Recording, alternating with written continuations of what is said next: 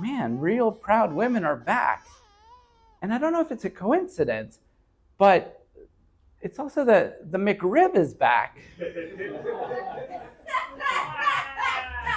And it's normal that along the way, a lot of people are going to ask you, what did it take to become such an unsuccessful comic? This is new for me, first time. It's actually a pretty painful and slow start. Embarrassing, super embarrassing to be getting up there, trying out stuff that you've never said out loud or not much. My therapist has been telling me that I'm a little too shy. I need to meet more people, trust people more. So I am here to work on my confidence. All right. And a lot of us will have beginner's luck, meaning you get up there and you get a lot of laughs because it's the material you've been writing for several years before you have the courage to get up. I was a little weird with my wife when I first got married. We really didn't know each other well enough yet. But anyway, she would say things like the typical, do these jeans make me look fat? And I'd be like, no, not at all. It's the shirt. So the first night actually usually goes really well. If you say you're new, people are very supportive. It's that second, third, fourth, fifth, 10th, when you've exhausted the material you've had for years and now you're starting to come up with new stuff and present it, and it can be very awkward.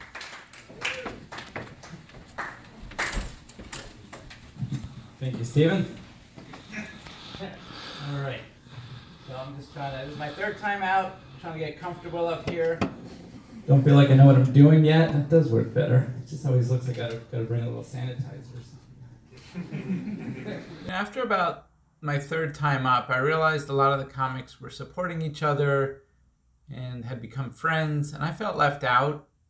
It wasn't as easy for a newcomer, and I realized they were all in a class together, and that made sense, so I enrolled in that. And then it did become a little easier to have that camaraderie, see the same people every Saturday. It felt nice to have that support, to have people know who I was and be rooting for me, and I was rooting for them. Please put your hands together for Fernando. Hey! Woo! It is.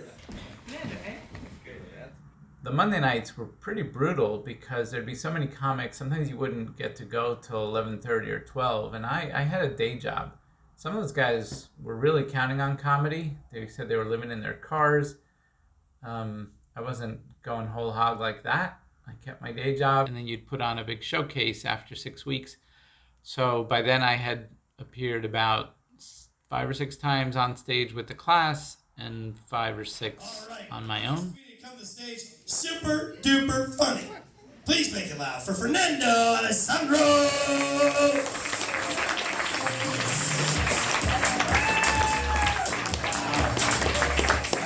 That's a lot of expectation. So I'm here because my therapist suggested this. I complained that I don't have enough friends. He's like, well, do you tell them anything? I'm like, no. Well, you gotta start to confide in people, share some of your secrets. So you guys are gonna help me work on my confidence. So I've always had pretty low self-esteem. If there was a dial, like there'd be a high, medium, and low. I'm actually like beneath that. I don't get a label.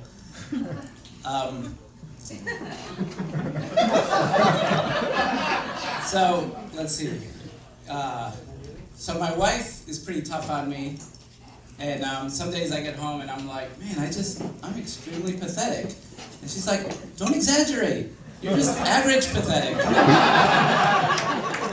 She's pretty aggressive, and she yells at me to the point where now it's like even the voice lady scares me. Because at the end she's like, you have no, and I'm like, backbone, spine, character, no more messages.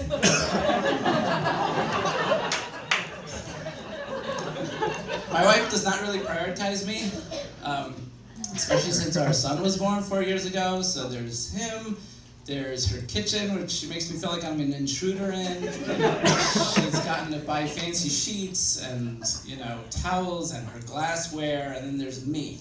And I'm like, she better start watching out, because I'm going to start looking out for number 6. I'm actually number 7 in my family. My parents had 9 kids.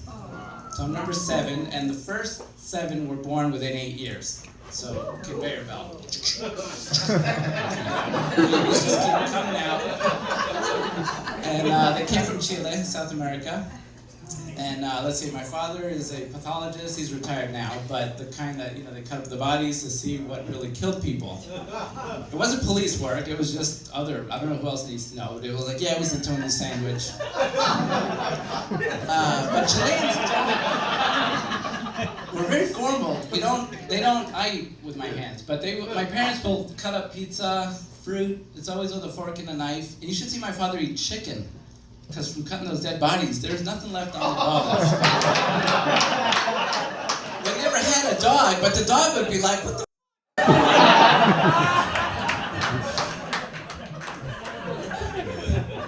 My mother was more on the religious side, a very pious woman. And I see the benefits to religion, after a shitty life, you can go to heaven. She was very flexible with life, like another kid, sure, come on in. Like, that's cool. And but I think she was in it. We were in New York City, and I really think she was in it for the parking spots. Because she would pray to the angels, like, get me a spot, and she always gets one. It's pretty amazing. And I'm pretty sure the day she doesn't, she's gonna become an atheist. Like, she can handle the rest, but be like, this is too much. I myself have dabbled in atheism. I've had trouble believing the doctrines, so I'm still kind of back and forth on that. Been thinking about what to do with my life, and I remember being at the table talking to my parents, like, I think I want to help people. I think I want to, maybe be a therapist, help people guide with their lives and stuff. So I started applying to schools, was preparing to move out. I got in, and I was 38. And I got to school and I got the books and I start reading like, oh, I think I have some of these things. There are words for these things. Oh, that's bipolar. Huh. Borderline personality, interesting. Good old depression. I've been wondering, speaking of depression, why the Army doesn't, and a lot of people with depression are on drugs too, so it's like, why not kill 2 birds with 1 stoner? So you have all these, there are like 34 million depressed people, 7% of the population. Last year, 1.4 million tried to commit suicide, only 47,000 succeeded. That's less than 3%. And I'm like, why doesn't the Army recruit be like, do you feel like a worthless piece of shit? Your life have no purpose? We'll give you purpose. We'll put you in harm's way. Seems like a no-brainer. Like send them to Iraq, Afghanistan, Venezuela now. You know what the problem is, though, right? They'd get shot, and they'd get maimed, and they'd be winning like Purple Hearts and congressional medals, but they'd end up not dying. They'd get maimed or paralyzed, and be like, I can't even die right. Thank you very much. My name's